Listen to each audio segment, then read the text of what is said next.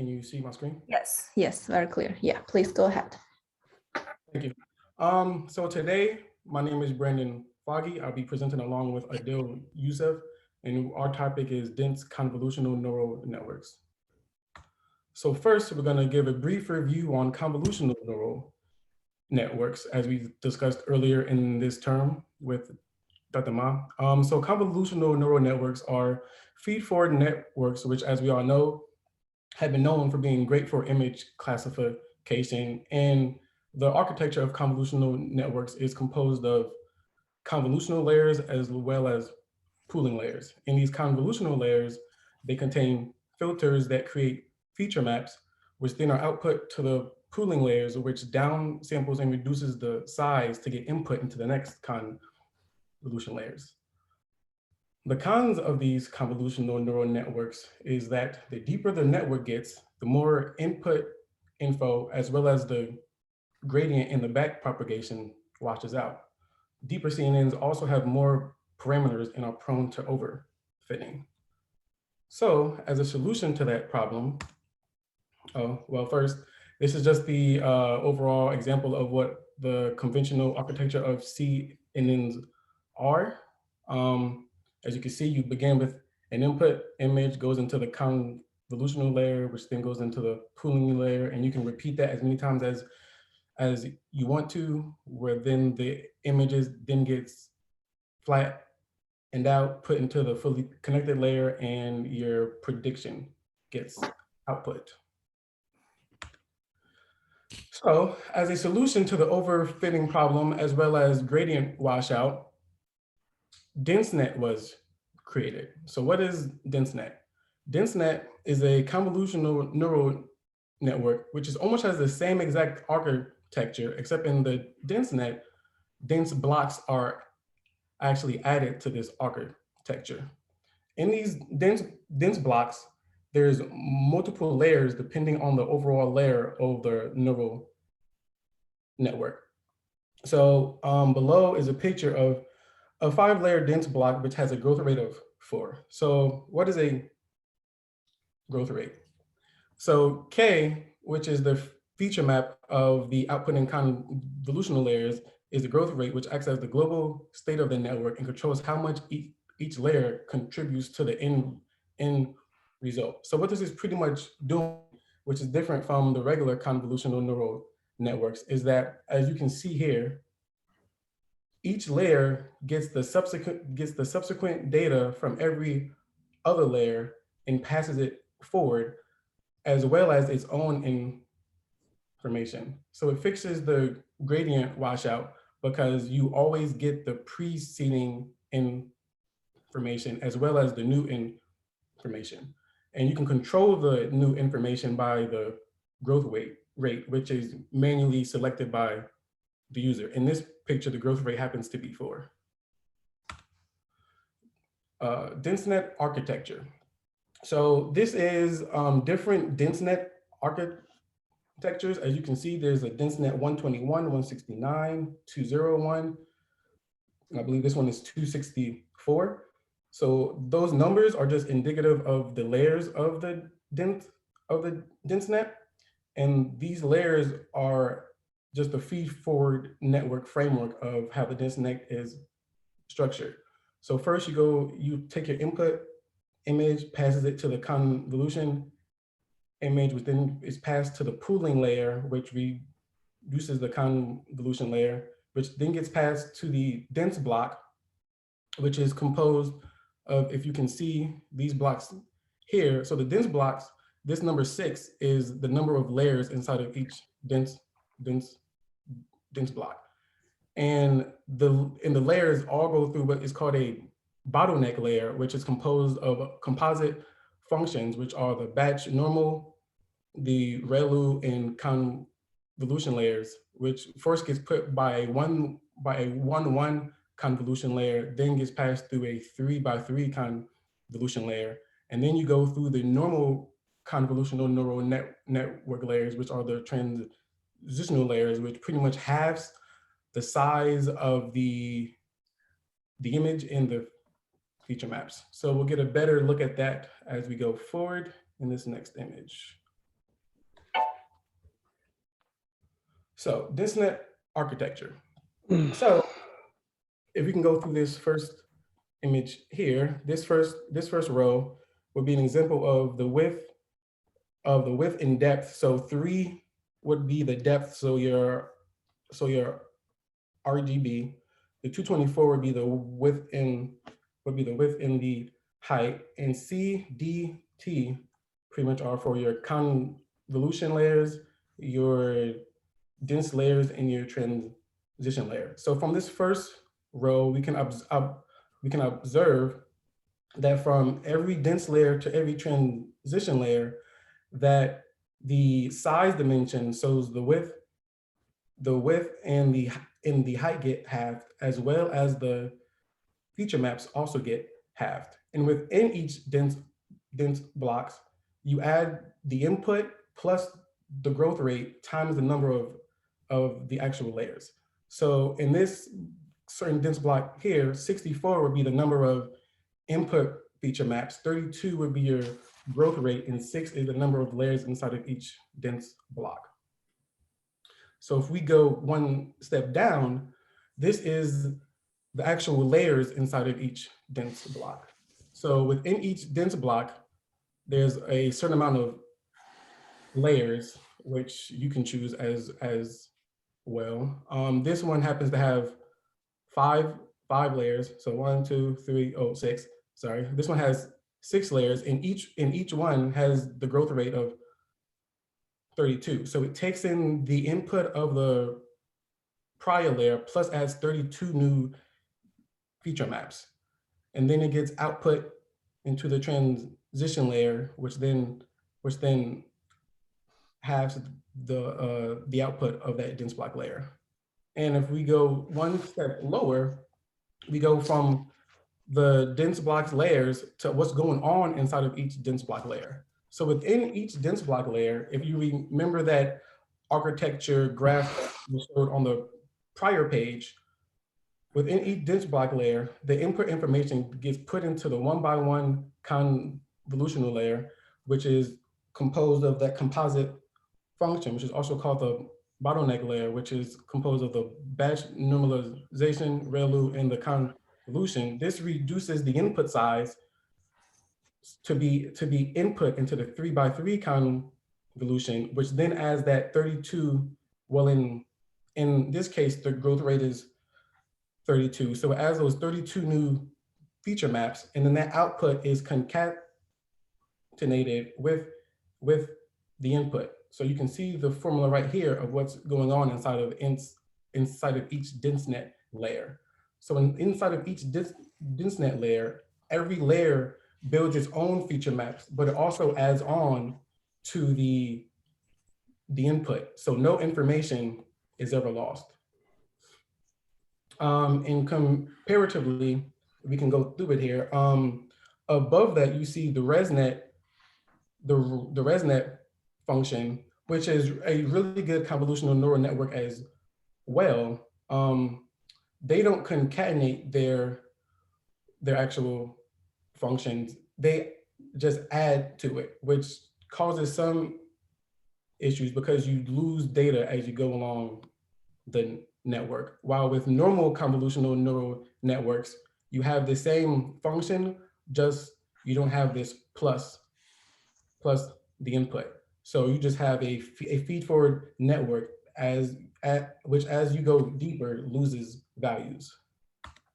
So I have a question here. So I think you should make more clear. So here you talk about, go back to the previous slides. So you have talked about the Resnet and the Densenet and also our like very basic CNN. So actually these are 3 different architecture, right? Correct. The Resnet and CNN are not the same. So I would like you to make more clear like the difference between these 3, right? Okay, so the CNN is just your regular convolutional neural network, which I showed on the first, yes, on the first slide here, which is just composed of the convolutional layer and the pooling layer. The Resnet is also a convolutional neural network, just as the Densenet is, But on top of that, it's pretty close to the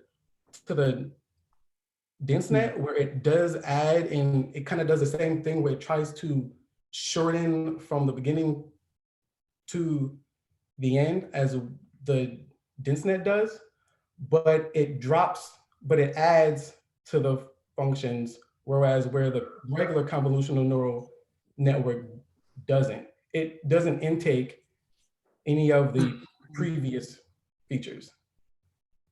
Yeah, so very good. So like let's make it more clear. So you can think of like at first we have CompNet, and then the DenseNet is on top of CompNet. We add more like dense connection. You can think of we have one connection, but for DenseNet we actually concatenate everything like so it's like a convolution, CompNet, Resnet, and then we have the DenseNet. So DenseNet is something on top of like the Resnet.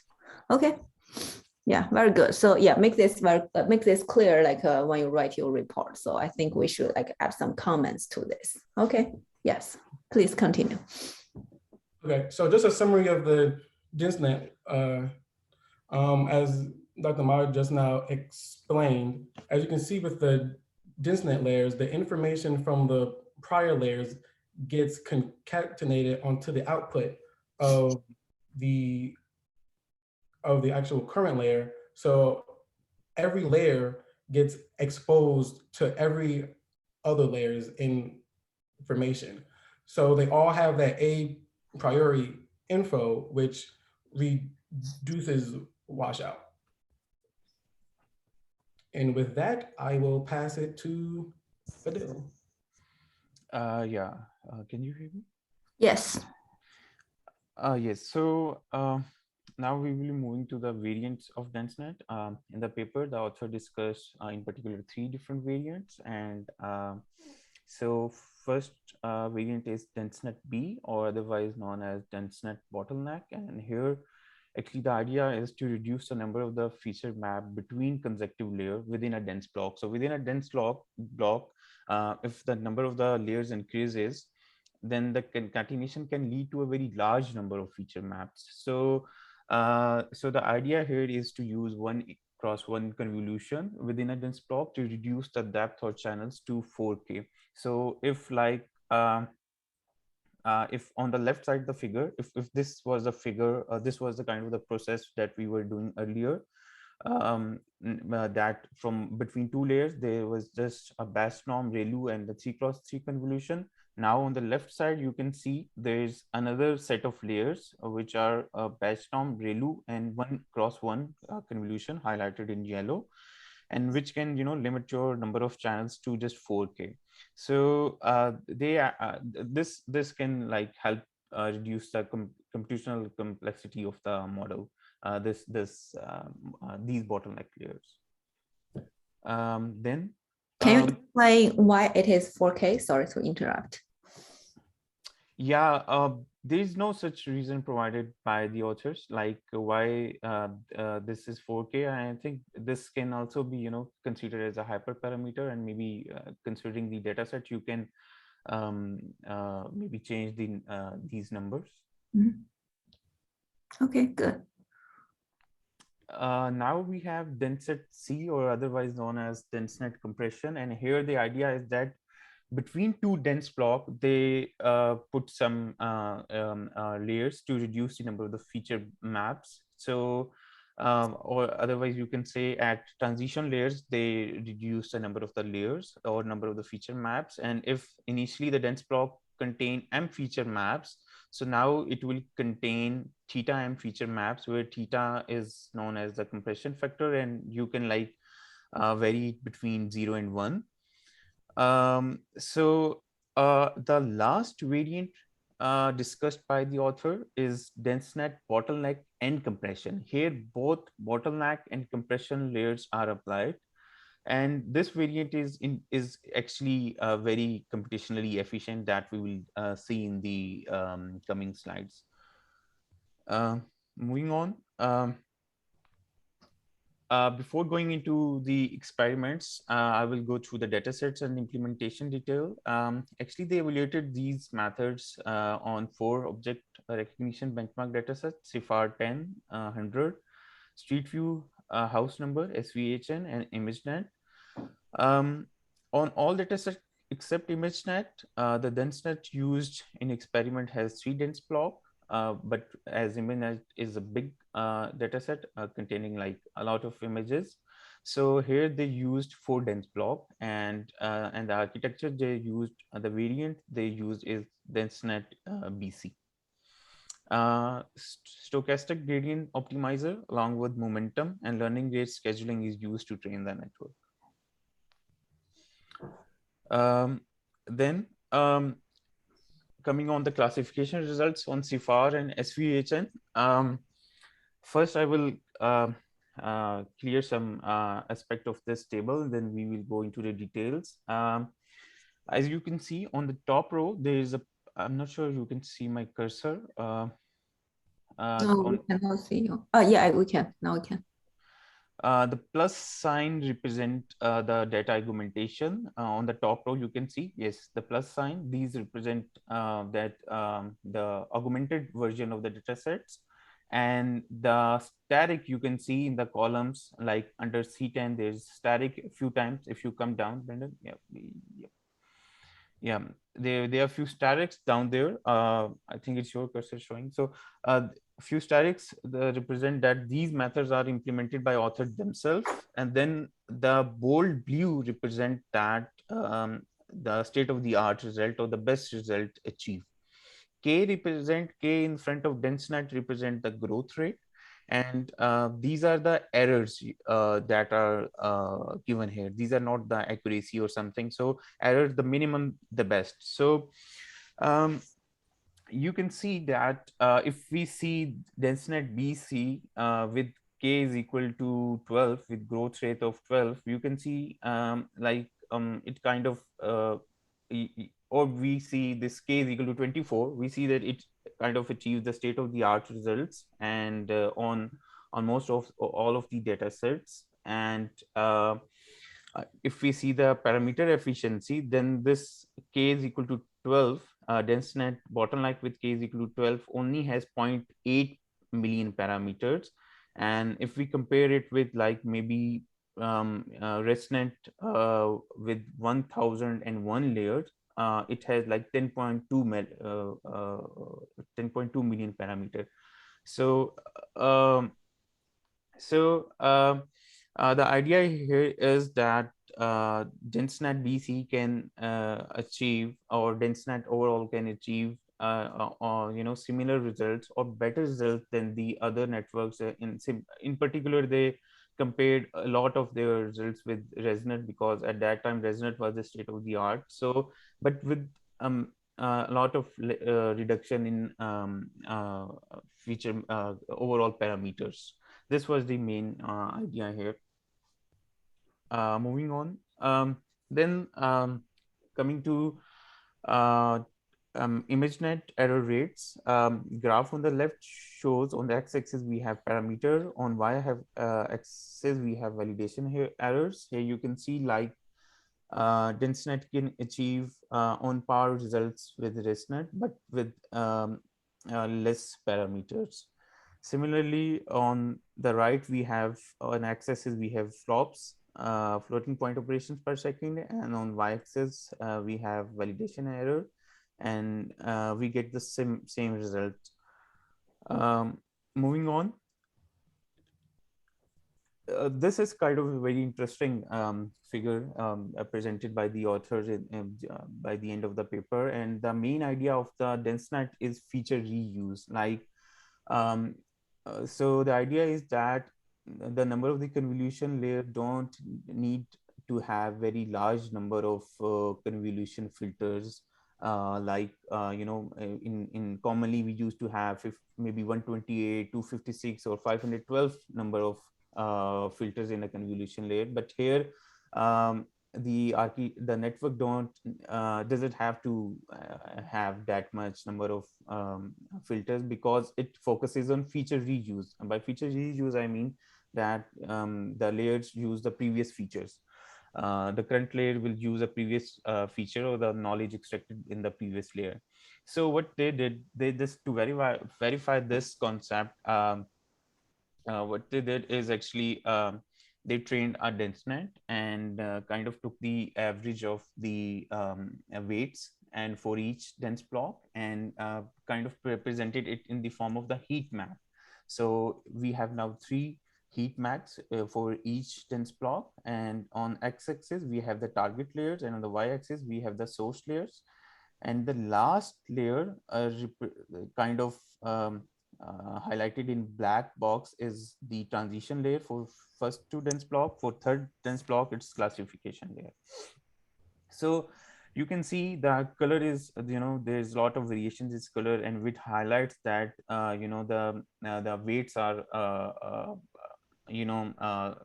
pretty much shared among the layers, and so the weights or the features extracted by the initial layers also being used by the later layer. So if we come to this, maybe if my partner can use his cursor and highlight this, that if we see maybe target layer 10, and in first, yes, it's on the left, it's on a bit on the left.